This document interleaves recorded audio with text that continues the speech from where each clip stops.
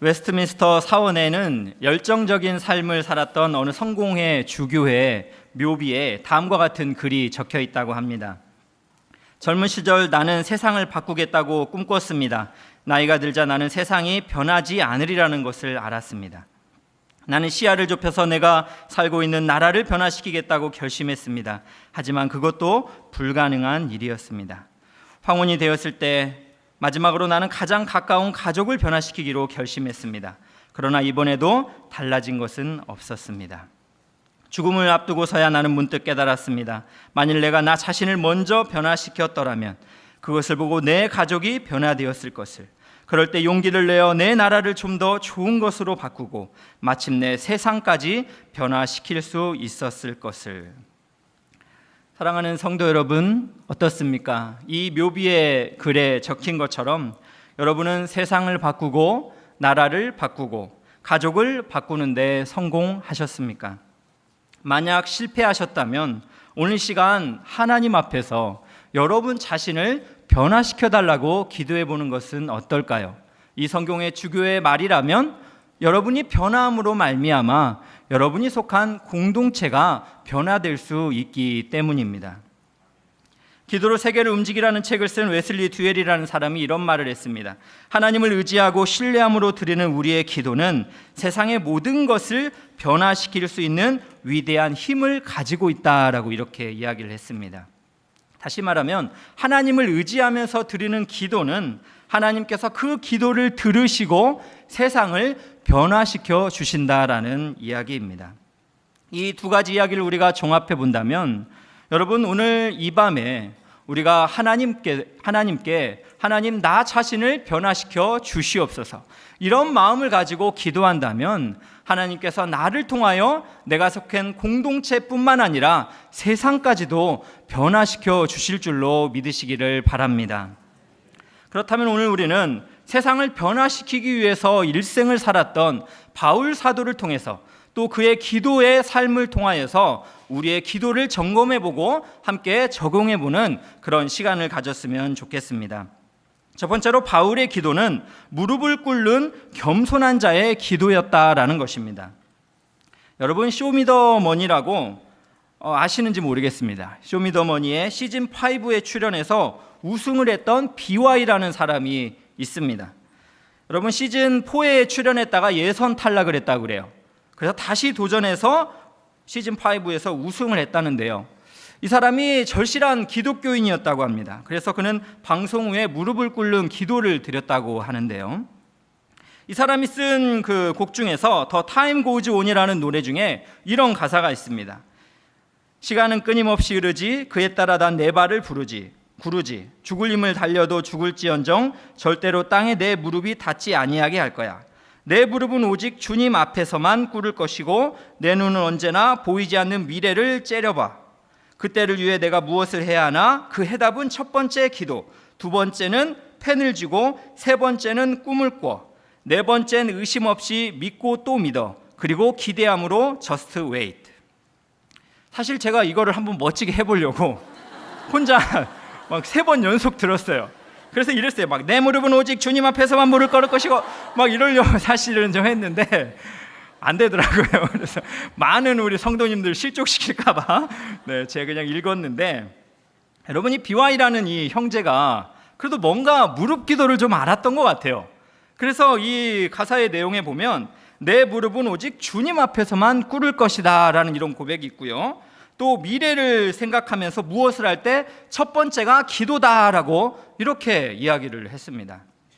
여러분, 그렇게 생각하세요? 정말로 여러분이 가장 먼저 해야 될 것이 기도이고 또 무릎 꿇는 기도라고 생각하십니까? 오늘 바울의 기도를 잘 살펴보면 이렇게 바울이 하나님 아버지 앞에서 무릎 꿇는 기도를 드리고 있는 것을 살펴보게 됩니다. 오늘 14절, 15절 말씀인데요. 우리 한번 같이 읽어볼까요? 시작! 이러므로 내가 하늘과 땅에 있는 각 족속에게 이름을 주신 아버지 앞에 무릎을 꿇고 비노니라는 이런 말씀인데요. 여기서 여러분 생각을 해보면 하늘과 땅에 있는 각 족속에게 이름을 주신 아버지입니다. 여기서 이름을 주는 행위라는 것은 무엇이냐면 존재의 가치를 결정하고 그것에 인격을 부여하는 것을 의미하는 것입니다. 그렇기 때문에 하나님께서 하늘과 땅에 있는 모든 족속을 존재하게 하시고 또 그것에 가치를 부여하신 창조주 하나님이시다라는 것을 말씀하고 있습니다. 그 위대하신 창조주 하나님 앞에 바울은 지금 무릎을 꿇고 기도한다라는 것입니다. 바울 당시에는 유대인들이나 그리스도인들이 무릎 꿇고 기도하지 않았습니다. 그들은 서서 기도하는 모습들이었습니다. 그런데 여기서 바울이 무릎을 꿇고 기도한다는 것은 깊은 경외심을 가지고 복종과 그리고 겸손함으로 하나님 앞에 나아가고 있는 것입니다. 여러분, 신약 성경을 살펴보면 무릎을 꿇는 기도의 장면들이 여러 가지가 있는데요. 마태복음 26장을 보면 예수님께서 겟세마네 동산에서 엎드려 무릎을 꿇고 기도하는 그러한 간절한 기도의 모습이 나옵니다. 또 여러분, 사도행전 7장을 보면 돌에 맞아 죽어가던 스데반이 저의 영혼들을 구원하여 주시옵소서라고 간절히 말하면서 하나님 앞에 무릎을 꿇고 기도하는 모습들이 나옵니다. 그러므로 여러분, 무릎을 꿇고 기도한다는 것은 정말 하나님 아버지를 향한 겸손의 표현이고 또 자신의 기도를 향한 간절함이고 또 정말 하나님께서 도와주시기를 정말 사모하는 그러한 기도다라고 우리가 말을 할 수 있을 것입니다. 그렇다면 여러분은 오늘 그러한 경외심을 가지고 하나님 앞에 무릎 꿇는 기도의 마음으로 이곳에 오셨습니까? 여러분, 지난 여름 어떻게 잘 보내셨는지요? 너무 무더웠죠? 최근에 휴가를 복귀해서 저도 성도님들을 이렇게 만나니까 성도님들이 주로 하시는 말씀들이 목사님 잘 쉬었어요 라고 대답하더라고요.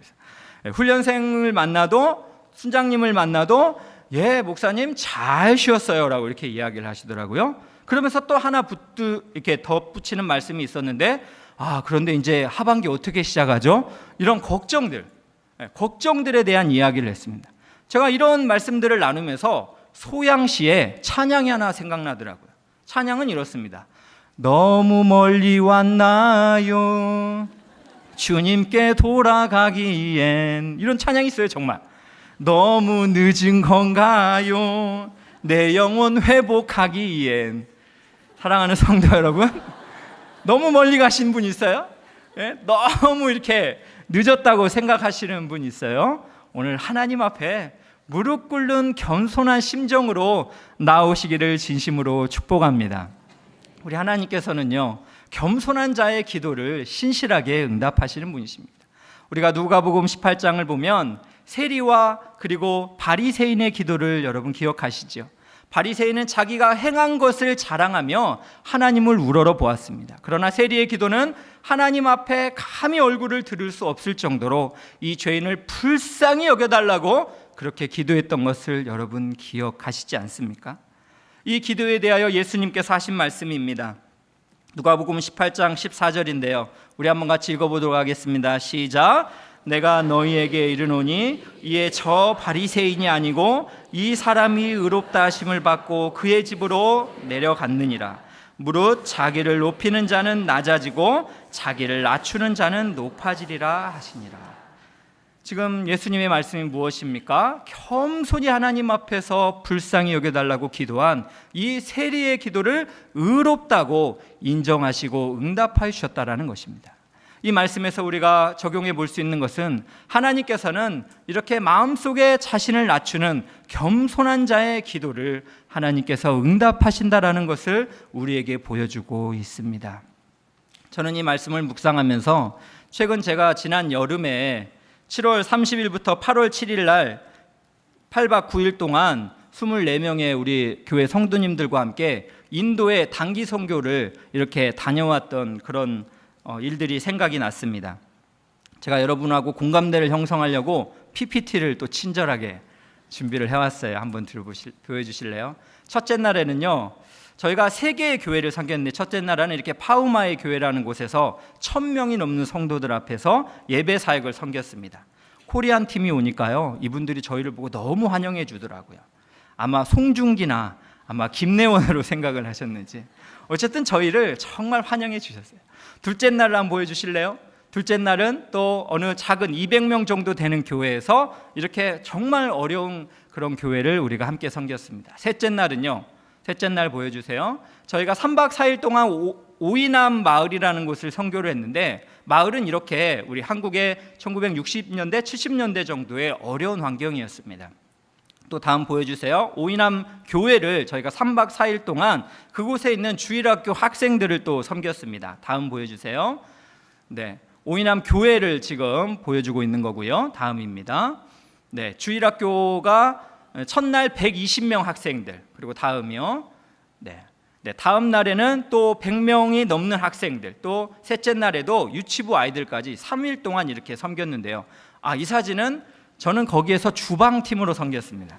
네, 그래서 어떤 분들이 목사님 선교 갔는데 이렇게 안 탔어요 하시는데, 사실은 주방에서 열심히 주먹밥 만들고 300개 넘는 라면을 이렇게 나무 장작으로 이렇게 섬기는, 정말 평생 안 해본 잘 안 해본 그런 일들을 이렇게 섬겼습니다. 다음 보여주세요. 네, 주민들과 이날 돼지를 한 마리 잡아가지고 주민들과 함께 저녁 식사를 주님들과 죄송합니다. 2단이 아닌데 5탄이에요. 오타예요. 이런 건 실수예요. 애교로 봐주시고, 자 다음 넘어가겠습니다. 네, 우리 함께했던 24명의 팀들입니다. 다음 넘겨주세요. 네, 이렇게 단기 선교를 했는데, 제가 오늘 나누고 싶은 일이 있어요. 두 가지인데, 첫째는 이 오이남 마을이 원래 산간지방이라 비가 엄청 많이 오는데요, 놀랍게도 저희가 가는 기간에는 비가 안 오는 거예요. 그래서 그 주민들의 말이, 코리안 팀이 오면 하나님이 비를 붙잡고 계시는 것 같다라는 이런 이야기를 들었을 정도로 하나님께서 정말 우리의 날씨를 주관해 주셨습니다. 두 번째로 경험한 일인데 바로 이 안경 사역이에요. 사실 저는 이 안경 사역 때문에 조금 힘들었어요. 그래서 좀 그걸 나누고 싶은데 넘어가 볼게요. 네, 우리가 비행기를, 다음 화면 보여주세요. 네, 비행기를 이렇게 타고 인도의 공항에 내렸는데, 이게 지금 안경 여러분 이렇게 측정하는 기계예요. 이거를 가지고 왔는데, 이 기계가 사실은 이게 폭파물 같아가지고 인도한테 많이 걸려요. 오늘 이번에 안경 사역 전문가를 우리가 모시고 왔기 때문에 정말 이런 장비를 다 가져갔거든요. 또 이것을 가져갔고, 또 하나 중요한 게 있는데, 이 여러분 안경의 도수를 측정하는 이런 여러 가지 놓는 거 있잖아요. 그 안경들 도수 측정하는 여러 가지를 담은 007 가방이 있습니다. 이것을 가져갔는데요, 아마 그만 실수로, 정말 정신이 없다 보니까 실수로 이 007 가방을 비행기에다가 놓고 내려버렸어요. 그때가 새벽 2시였습니다. 다음 그림 보여주세요. 다음 그림.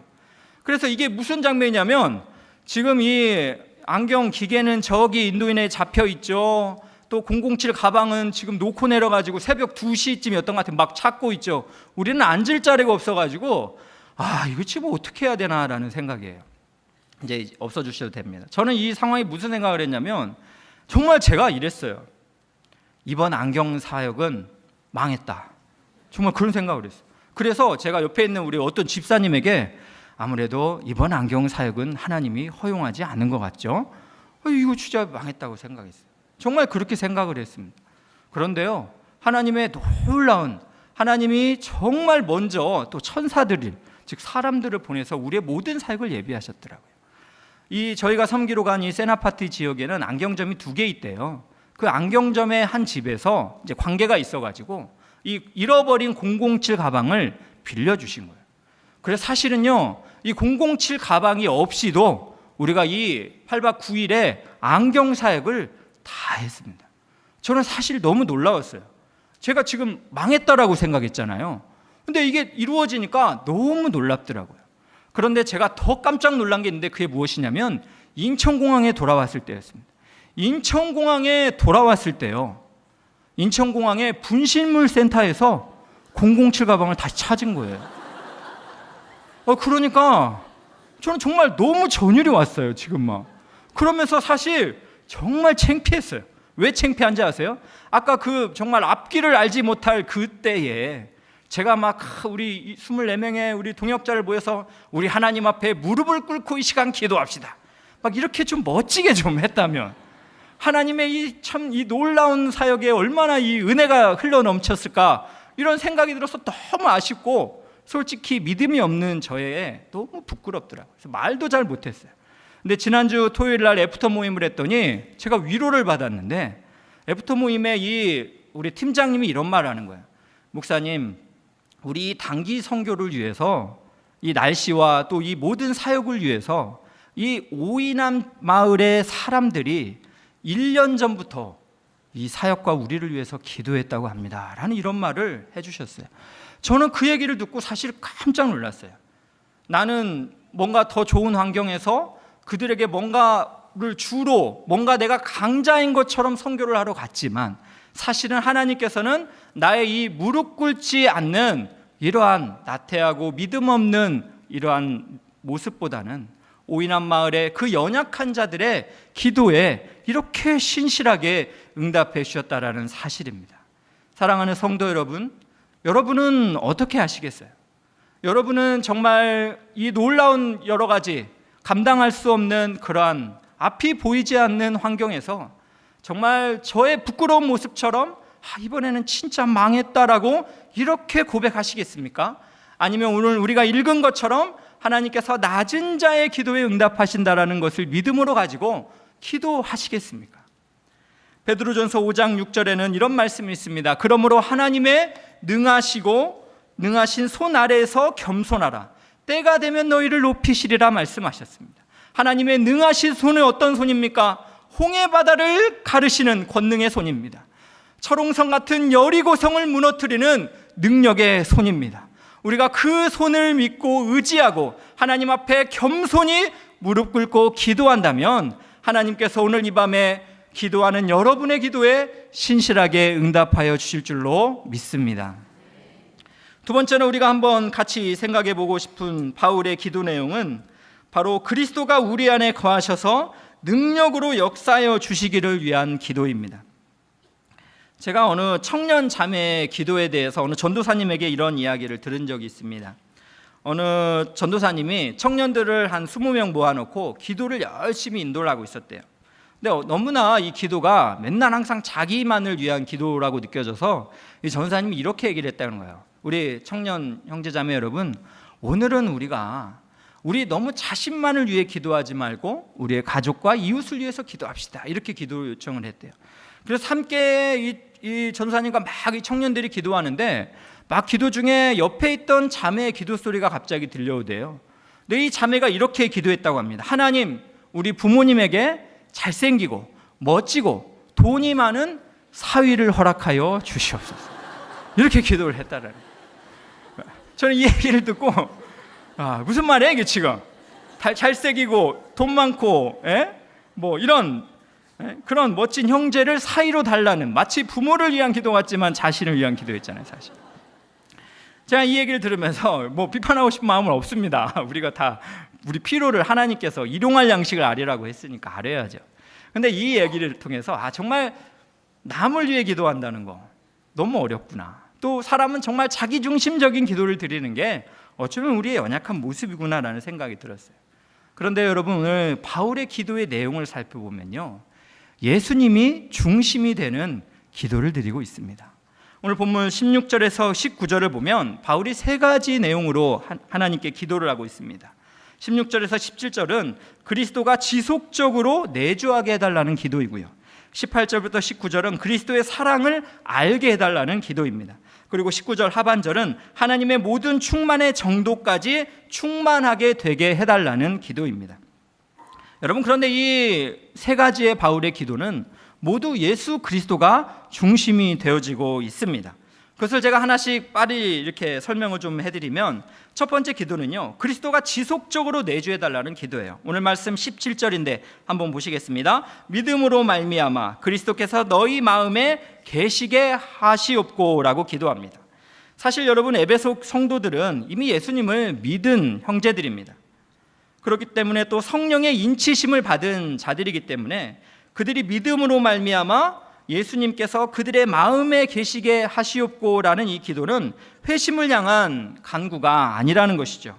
바로 이 기도는 이 쓰여진 이 단어가 바로 카토이케오라는 이 헬라어인데, 이 말은 한 곳에 정착하여 영구히 그리고 지속적으로 오랜 시간 머물게 해달라는 간구입니다. 그래서 다시 설명을 하면, 바울이 지금 에베소 성도들을 위한 이 기도는 예수님께서 에베소 성도들의 마음에 지속적으로 내주해 달라라는 그러한 기도라는 것을 우리가 살펴볼 수가 있습니다. 또 바울의 두 번째 기도를 살펴보면 지식을 초월하는 그리스도의 사랑을 알게 해달라는 간구입니다. 오늘 말씀 17절부터 19절인데요.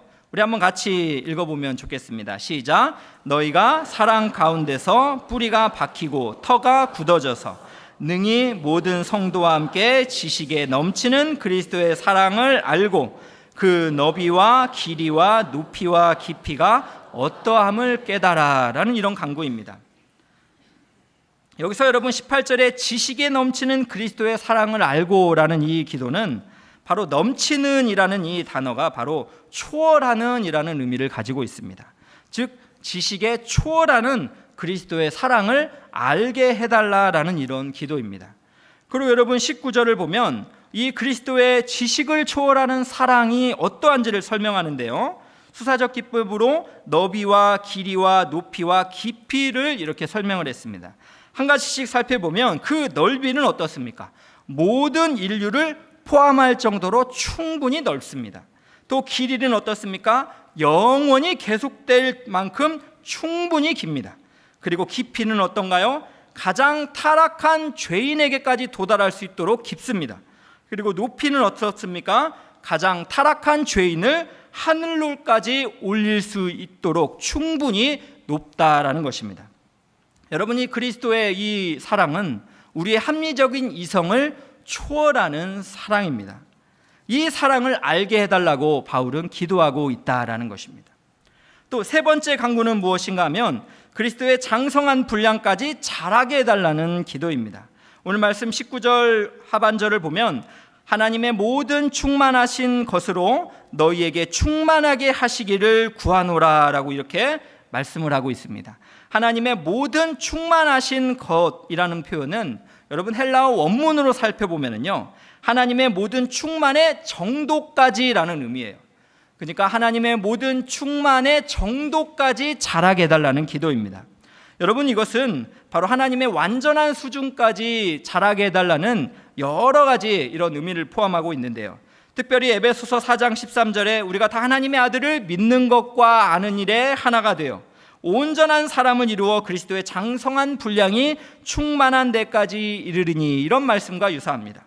또 마태복음 5장 48절에 하늘에 계신 너희 아버지의 온전하신것 같이 온전하라 라는 말씀과 유사합니다. 그렇기 때문에 이 바울의 세 번째 간구는 그리스도의 장성한 분량까지 자라게 해달라는 이러한 간구입니다. 근데 여러분 이 바울의 이 세 가지의 이 간구는요, 공통적인 것이 있어요. 바로 그 놀라운 것은 바로 첫 번째 기도와 깊이 연결이 되어 있다는 것입니다. 그 첫 번째 기도가 무엇입니까? 그리스도가 우리의 마음속에 지속적으로 내주해 달라라는 이러한 기도입니다. 그것이 두 번째 기도의 결과로 나타납니다. 그리스도가 우리 안에 지속적으로 거주함으로 그 결과 그리스도의 지식을 초월하는 사랑을 알게 된다라는 것입니다. 그리고 바울의 세 번째 간구는 그리스도가 우리 안에 지속적으로 내주하시면서 그 목표가 어디까지요? 그리스도의 장성한 분량까지 성장할 수 있다라는 것입니다. 그래서 여러분 이 바울의 세 가지 간구는 우리의 마음속에 그리스도가 지속적으로 함께 해주시기를 간구하는 기도다라고 우리가 종합을 해볼 수가 있을 것입니다. 저는 오늘 말씀을 묵상하면서 로버트 멍에 목사님의 내 마음 그리스도인의 집이라는 이러한 책에서 명의 이전이라는 이런 용어가 생각이 났습니다. 이 책의 내용은 무엇입니까? 예수님께서 이 저자의 마음속에 들어가셨죠. 그래서 이 저자와 함께 마음에 있는 여러 그 집들을 구경하게 됩니다. 마음의 서재, 주방, 거실, 작업실, 오락실, 침실, 벽장, 여러 가지 방에 함께 거하시기를 원하십니다. 그러나 이 저자가 원하지 않는 마음이 있어요. 바로 오락실의 마음에는 예수님이 함께 하기를 원치 않습니다. 즐겨야 된다고 생각하기 때문에 그래요. 또 자기가 보여주고 싶지 않은 작은 벽장, 냄새나고 또 죽어있는 이 썩은 곳은 예수님께 별로 보여주고 싶지 아니합니다. 그래서 이 저자가 깨닫죠. 예수님이 내 마음에 오셨지만 손님이구나라는 것을 깨닫습니다. 그래서 이 저자가 고백하죠. 예수님이 내 마음의 주인이 되어주시고 나는 예수님의 하인이 되겠습니다라고 하면서 자신의 이 마음의 집의 명의를 이전하는 그러한 내용이 나오고 있습니다. 저는 이 바울의 첫 번째 간구가 바로 예수님께서 내 마음에 지속적으로 내주하셔서 나의 주인이 되어주시고 나를 다스려 달라는 명의를 이전하는 간구라고 생각합니다. 그래서 이 말씀을 묵상할 때 정말 찬양이 생각나더라고요. 내 안에서 내가 산다면 육체의 열매 맺으며 내 안에서 주가 산다면 성령의 열매 맺으리. 나는 죽고 주가 살고 나는 없고 주만 있으면 이 땅에서 하나님의 아름다운 나라 이루리. 그렇습니다. 사랑하는 여러분, 우리 안에서 나는 죽고 내 안에 예수 그리스도를 주인으로 모신다면, 또 나의 중심에 예수님께서 이렇게 주인으로 찾아와 주신다면 우리의 인생은 예수님이 기뻐하시는 많은 열매를 맺게 될 줄로 믿습니다. 그래서 여러분, 에베소 3장 20절에는 이런 말씀으로 바울이 하나님 앞에 찬양을 올리고 있습니다. 3장 20절 우리 한번 같이 읽어보기 원합니다. 시작. 우리 가운데서 역사하시는 능력대로 우리가 구하거나 생각하는 모든 것에 더 넘치도록 능히 하실 이에게. 이 말씀이 무엇입니까? 우리 가운데 역사하시는 능력대로 우리가 구하거나 생각하는 모든 것에 더 넘치도록 능력을 베푸시는 분, 그분이 바로 우리 하나님이시다라고 우리에게 말씀하고 있는 것입니다. 저는 마지막으로 이 말씀을 정리하면서 인도 선교가 생각이 났습니다. 인도는 남부 아시아입니다. 인구는 12억이고 세계에서 2위라고 합니다. 주로 힌디어를 사용하고 영어도 사용하고 있습니다. 종교를 살펴보면 힌두교가 80.5%입니다. 그리고 이슬람교가 13.4%, 기독교는 2.4%에 불과합니다.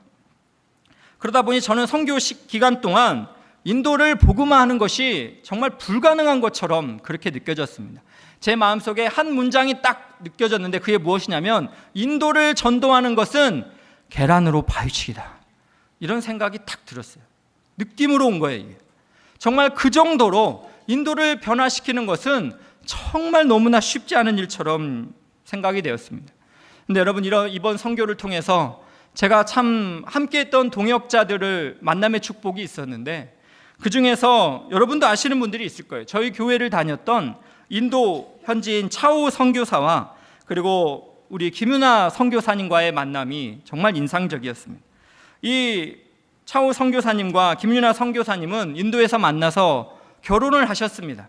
차우 선교사님은 당시 뉴델리 대학을 또 다니고 있었는데 두 분이 만나서 함께 인도 선교에 대한 꿈을 꾼 거예요. 그리고 한국으로 돌아오셔서 10년 동안 우리 한국에 계셨는데 3명의 남자아이를 이렇게 낳았습니다. 그리고 이 10년의 시간이 지나서 이분들이 하나님께 약속한 대로 이제 인도의 복음을 전하겠다라고 그렇게 약속한 대로 그곳에 가기로 결정을 했습니다. 그래서 우리 차오 선교사님은 저희보다 한 달 전에 먼저 들어가셔서 저희의 단기 선교팀을 위해서 그렇게 준비해 주셨고, 우리 김윤아 선교사님은 우리 교회에서 요즘 음반 찬양한다고 그랬어요. 찬양 CD 제작 다 마치고 이제 10월이면 정말 인도 땅에 들어가서 복음을 증거하는 일을 하게 됩니다. 사실 저는 차오 선교사님하고 인도 공항에서 헤어질 때도 정말 울었습니다. 파송의 노래가 생각했어요. 주의 나라 위하여 길 떠나는 나의 형제여, 주께서 너와 함께 하시리. 그렇게 정말 그 형제를 보냈습니다. 그때 하나님께서 제게 주신 마음이 있었는데, 하나님의 말씀에 예수님께서 하신 말씀입니다. 내가 너희를 보냄이 이리를 양 가운데 보낸과 같도다. 여러분, 이리를 틀렸네요. 제가 너무 집중하다가 틀렸어요. 예, 양을 이리 가운데 보낸과 같도다. 양을 이리 가운데 보내는 여러분 예수님이 어디 있어요? 그런데 그렇게 보내겠다요. 그렇다면 제가 이 말씀을 계속 묵상하는데, 양을 이리 가운데 보내는 예수님은 잡아먹히라고 보내지 않지 않습니까? 그 양과 함께 해주시겠다는 거 아닙니까? 그래서 그 이리들이 있는 세상이라도 하나님께서 세상 끝날 때까지 지켜주시고 보호해 주시겠다는 약속 아니겠어요? 이 말씀이 생각이 나서 참 위로가 되었습니다. 그런데 한국에 돌아와서도 정말 이게 진짜 맞는가라는 생각이 드는 거예요. 우리 귀한 김윤아 선교사님 이제 새 아이들 데리고, 이제 아이들이 어립니다. 제가 알기로 막 5살 막 이래요. 이 아이들 데리고 그 인도의 땅을 간다는 게 말리고 싶더라고요. 제 동생이었으면 그거 아닌 것 같아, 이렇게 진짜 말하고 싶을 정도로 정말 말리고 싶었습니다.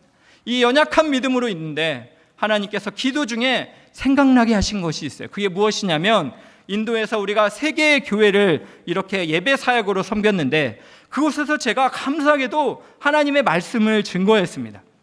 하나님의 말씀을 증거하면서 그곳에서 그 3교회에서 계속해서 마지막 순간에 했던 것이 있어요. 그것이 무엇이냐면 인생의 모든 질문에 대한 답은 예수 그리스도입니다 라는 것을 했어요. 백문일답을 했습니다. 그래서 저는 인도인들에게 물었습니다. 사랑하는 인도 여러분, 인도의 12여 개 사람들을 구원하실 이가 누구입니까? 그렇다면 인도인들이 같이 주먹을 쥐고 말했어요. 지저스 크라이스트. 저는 또 물었습니다. 여러분의 가정과 여러분의 교회를 새롭게 하실 분은 누구십니까? 함께 고백했습니다. 지저스 크라이스트. 저는 한국에서 기도하는데 또 설교를 준비하는데 이 생각이 난 거예요.